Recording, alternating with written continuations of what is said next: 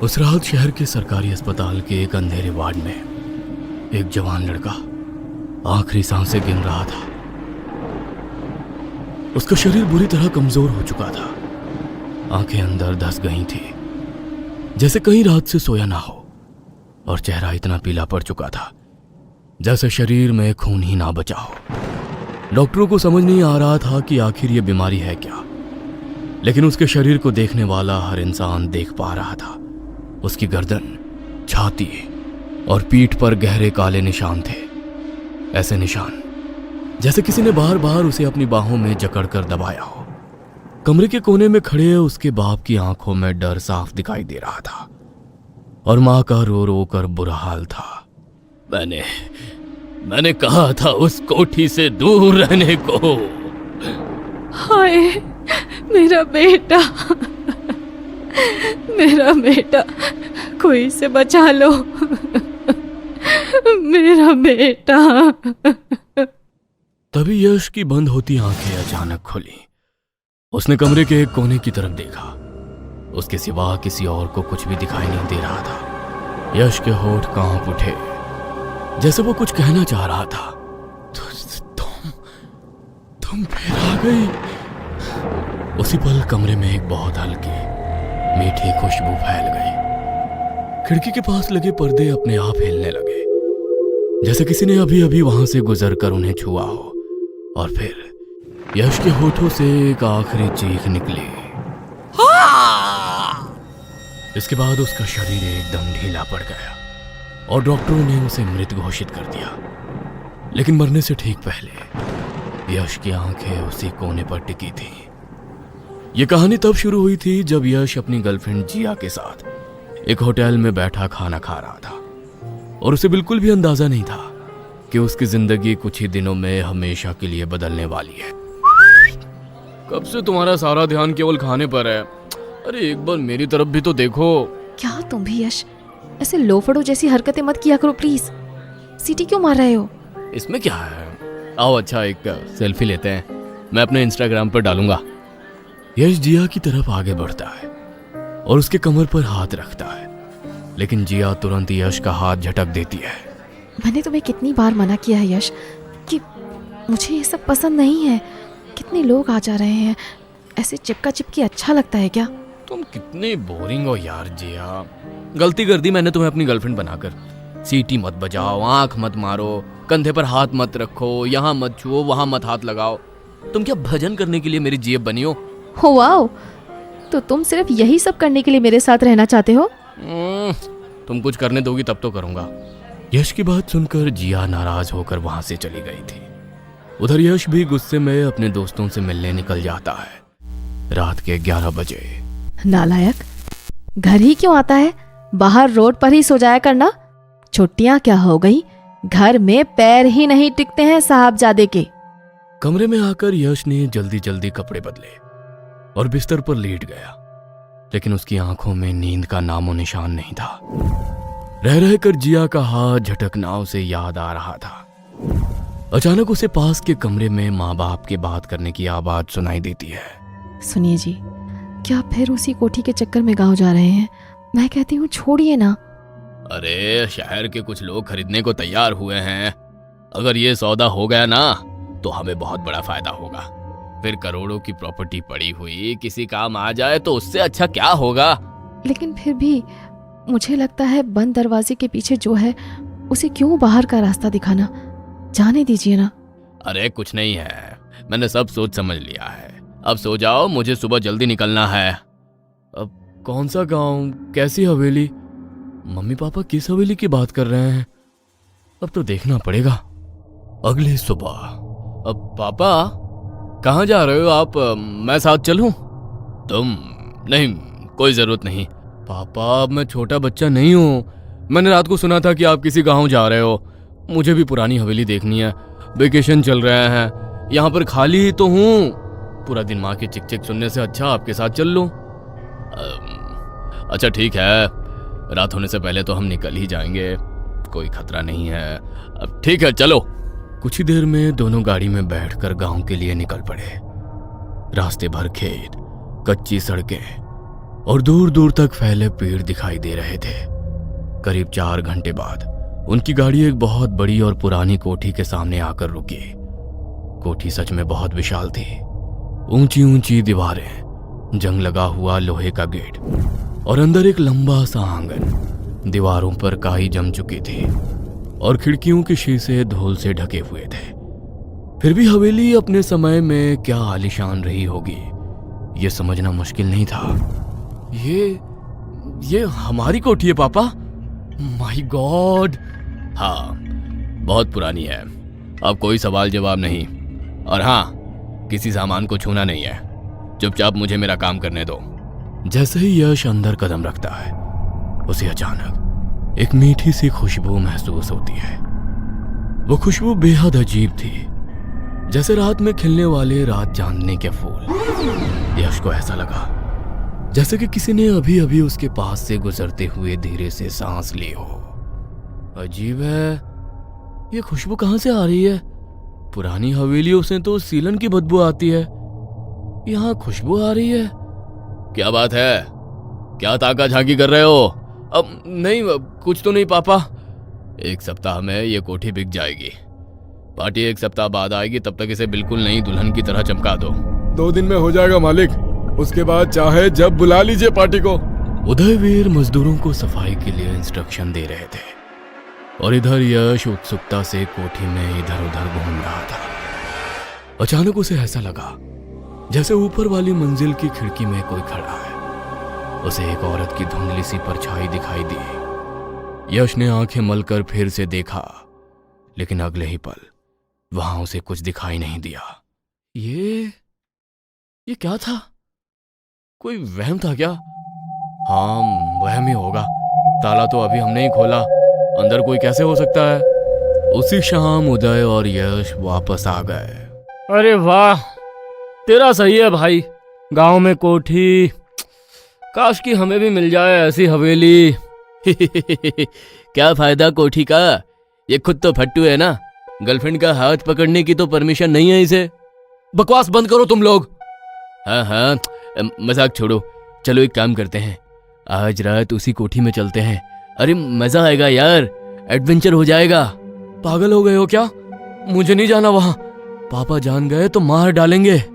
क्यों, डर गया? अरे भाई मर्द बन, कब तक पापा से पूछकर सारे काम करेगा? वैसे भी तूने बोला कि अंकल उसे सेल करने वाले हैं, तो क्यों ना एक आखिरी बार हम लुत्फ उठा लें। ठीक है, वैसे भी मेरा छुट्टियों में कहीं जाने का मन था, तो यही सही। हम सब 2 दिन बाद निकलेंगे। कुछ देर बाद जिया का फोन यश के पास आता है। अब क्या मुंह फुलाकर घूमते रहोगे? यू नो ना कि मैं ऐसे अनकंफर्टेबल हो जाती हूँ। अच्छा बाबा सॉरी, अब मान भी जाओ। मान जाऊंगा, लेकिन तुम्हें मेरे साथ वेकेशन पर चलना होगा। इस बार नो कहा तो फिर सोच लो। ओके, चलते हैं। खुश? अगले दिन यश अपने दोस्तों के साथ कोठी जाने के लिए निकलता है। अरे ये जिया का नाटक फिर शुरू हो गया यार। मैसेज आया है कि उसके पापा आ गए हैं, वो हमारे साथ नहीं चल सकती। कह रही है हम निकल जाएं, वो डायरेक्ट पहुंच जाएगी। अरे भाई नहीं आएगी वो, तू अब मूड मत खराब कर। तीनों दोस्त कोठी में पहुंच गए थे। जैसे ही उसने अंदर कदम रखा, वही मीठी खुशबू फिर से हवा में फैल गई। लेकिन इस बार खुशबू पहले से ज्यादा ही गहरी थी, जैसे कोई उसके बहुत करीब खड़ा हो। अचानक से ऊपर के मंजिल से पायल की बहुत हल्की सी आवाज सुनाई पड़ी। आवाज सुनकर यश का दिल जोर जोर से धड़कने लगा। कौन है वहां? जवाब में सिर्फ हवा चली और खिड़कियों के दरवाजे आवाज के साथ खुल गए। भाई ठंड कुछ ज्यादा ही नहीं है यहाँ? मैं खिड़कियां बंद करता हूँ, अपने आप कैसे खुल गए ये दरवाजे? शाम ढलने लगी थी और आसमान में गहरा अंधेरा फैलने लगा था। यश, मनोज और किशोर आंगन में महफिल जमाकर बैठे थे। सामने एक छोटी सी मेज पर शराब की बोतलें और स्नैक्स से भरी प्लेटें रखी थी। आज तो मजा आ गया यार, इतनी बड़ी कोठी और पूरी की पूरी हमारी। कितनी बढ़िया जगह है ये, बेचने की बजाय इसे होटल क्यों नहीं बना लेते? आखिरी रात है भाई, जी भर के जी लो और जितना चाहे पी लो। फिर ये ना हवेली रहेगी ना ये आजादी। तीनों जोर जोर से हंसने लगे। शराब का नशा अब चढ़ने लगा था।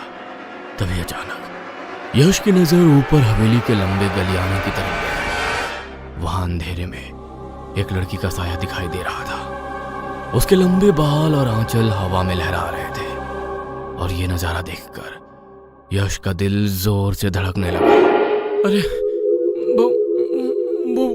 वो देखो, वहां कोई खड़ा है। कोई लड़की है। कहाँ? वहीं ऊपर लॉबी के पास। तीनों ने उधर देखा। वाकई एक लड़की वहां दिखाई पड़ रही थी जिसका लंबा आंचल हवा से लहरा रहा था। वो लड़की धीरे धीरे मुड़ी और फिर सीढ़ियों की तरफ होते हुए नीचे आने लगी। कौन है ये? हवेली तेरी है भाई, तुझे पता होगा ना। यश, किशोर और मनोज उसके पीछे दौड़ पड़े। उनके दिल में डर भी था और उत्सुकता भी। सीढ़ियों के पास पहुंचकर यश ने हाथ बढ़ाकर उस लड़की के कंधे पर हाथ रख लिया। अचानक लड़की यश की ओर घूम गई और उसका चेहरा देखकर सबकी शक्ल सफेद पड़ गई। उसके सामने जिया खूबसूरत साड़ी पहने खड़ी थी। जिया, तुम यहाँ ऐसे? तुम्हें अच्छा नहीं लगा? मैं अच्छी नहीं लग रही? कैसा लगा सरप्राइज? आज जिया की आवाज कुछ अजीब सी थी, पहले से कहीं ज्यादा धीमी और किसी तरह से रहस्यमयी। उसके गुलाबी होठों पर मध्यम मुस्कान थी और वो धीरे धीरे यश के बिल्कुल करीब आ रही थी। तुम्हें सरप्राइज देना था ना? क्या हुआ? ऐसे क्यों देख रहे हो? मैं इस रूप में पसंद नहीं आई तुम्हें? तुम आज बहुत अलग लग रही हो। यह सुनकर जिया हल्का सा हंस दी और अपने होठ यश के होठों के एकदम करीब लाकर कहा, शायद इसलिए क्योंकि आज मैं तुम्हें नाराज नहीं करना चाहती। आज की रात तुम्हारे नाम। इस बात से यश के चेहरे पर एक बड़ी सी मुस्कान फैल गई। ले भाई, आ गई तेरी जिया, हो गई सारी शिकायतें दूर। रियली, इसने तो मेरा दम ही निकाल दिया था। उस रात कोठी में देर तक हंसी, शराब और बातचीत चलती रही। बोतल खत्म होने के बाद यश और जिया एक कमरे में चले गए। अगली सुबह क्यों ना हम दोनों अभी यहीं रुक जाएं? किशोर और मनोज को जाने दो ना। अब जैसी तुम्हारी मर्जी। यश के कहने पर उसके दोस्त हवेली से निकल गए थे और इधर यश जिया के साथ रुक गया था। यश बाथरूम में जाकर अपना चेहरा धो रहा था। तभी उसके फोन पर जिया का कॉल आता है। उफ, अब क्या 1 मिनट भी मेरे बिना नहीं रहा जा रहा। बोलो darling. I am so sorry Yash, पापा यहीं रुक गए थे, मैं चाहकर भी नहीं निकल पाई। मनोज ने बताया तुम अभी भी वहीं हो। और फिर उसका कॉल कट गया। यश बाथरूम से बाहर आता है। आईने के सामने अपने बाल संवारती जिया उसे नजर आती है। यश जिया के नजदीक जाता है और जैसे ही उसकी नजर आईने पर पड़ती है, उसकी सांसें मानो अटक सी जाती है। आईने में जो अक्स दिखाई दे रहा था वो जिया नहीं बल्कि कोई डरावनी शक्ल वाली स्त्री का था। ये नजारा देख यश के हाथ से फोन गिर पड़ता है और डर के मारे उसका चेहरा सफेद पड़ जाता है। यश कमरे से बाहर भागता है और रास्ते में वो किसी से टकरा जाता है। क्या ये जिया थी?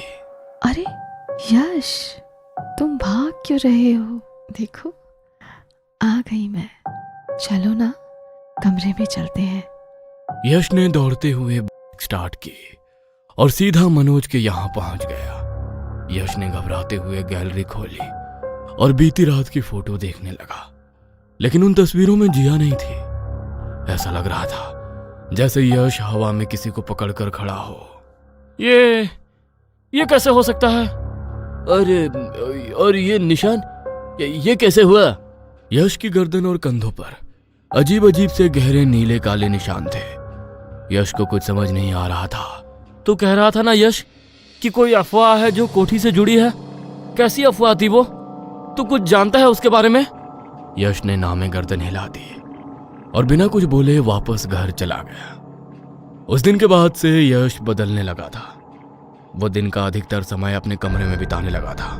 हर गुजरते दिन के साथ वो और कमजोर होता जा रहा था। उसके शरीर पर रोज कोई नया निशान उभर आता, कभी कंधे पर, कभी छाती पर, कभी पीठ पर। उसका चेहरा पीला पड़ने लगा था, आंखों के नीचे काले घेरे बन गए थे, जिसे देख मां सविता बहुत परेशान रहती थी। सुनिए जी, यश की तबीयत कुछ ठीक नहीं है। आप सारा काम छोड़िए, बस कुछ दिनों के लिए घर आ जाइए। पत्नी की बात सुनकर यश के पिता विदेश से घर लौट आते हैं। ये तूने क्या कर डाला नालायक? क्या हुआ पापा? चुप, बस जितना पूछूं उसका जवाब दे। उदय ने यश की गर्दन के निशान देखे और उनका चेहरा सख्त हो गया। तू हवेली गया था? क्या तूने वहां रात गुजारी? पापा वो हाँ या ना? हाँ।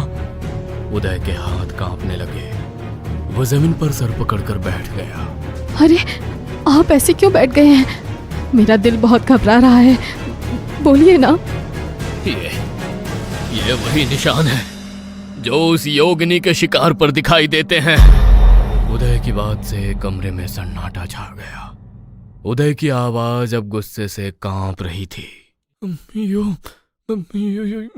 योगिनी? वो कौन है पापा? योगिनी भटकती आत्मा, जिसे बस एक मर्द का शरीर चाहिए। उस कोठी में मेरे परदादा रहा करते थे। तंत्र मंत्र पर बहुत भरोसा था उन्हें। एकांत में उस हवेली में जाने क्या क्या तंत्र किया करते थे वो। अपनी बढ़ती ख्वाहिशों को पूरा करने के लिए किसी ऐसी शक्ति को बुला लिया था उन्होंने, जिसने उन्हें धन दौलत तो दिया, लेकिन अपना गुलाम बना लिया। हर रात वो एक औरत का शरीर लेकर उनके पास आती थी। जब तक वे अपनी मर्जी से उस हवेली में रहे तब तक सब सही था, लेकिन धीरे धीरे अब उन्हें अपने परिवार की याद आने लगी।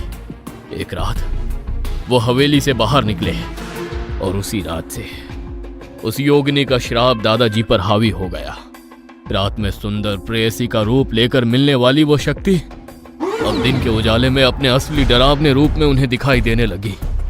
हर गुजरते दिन के साथ उनकी हालत खराब होती जा रही थी। उनकी सारी तंत्र विद्या धरी रह गई थी और वो योगिनी उनके शरीर को खोखला करती जा रही थी। दादाजी की मृत्यु निश्चित थी, इसलिए मरने से पहले उन्होंने योगिनी को वापस उसी हवेली में कैद करने के लिए खुद को वहां पर बंद कर लिया और अपने गुरु की मदद से तंत्र क्रिया से उसे अंदर कैद करवा दिया। तूने उसके साथ संबंध बनाए, उसके कारण ही वो योगिनी फिर से आजाद हो गई है। अब वो तेरे साथ रहेगी अंतिम समय तक। ये आप कैसी बातें कर रहे हैं? अरे कुछ करिए, कैसे भी मेरे बेटे को बचाइए ना, कुछ करिए आप। अब बहुत देर हो गई है। जिस दिन से वो योगिनी किसी मर्द को अपना शिकार बनाती है, उस दिन से उसकी मौत तय होती है। उदय के इतना कहते ही कमरे का बल्ब धमाके से टूट जाता है और पंखे के ऊपर एक साया बैठा नजर आता है जो यश को ही घूर रहा था। वो एक झटके से यश के ऊपर कूद जाती है। एक डरावनी हंसी कमरे में गूंज जाती है।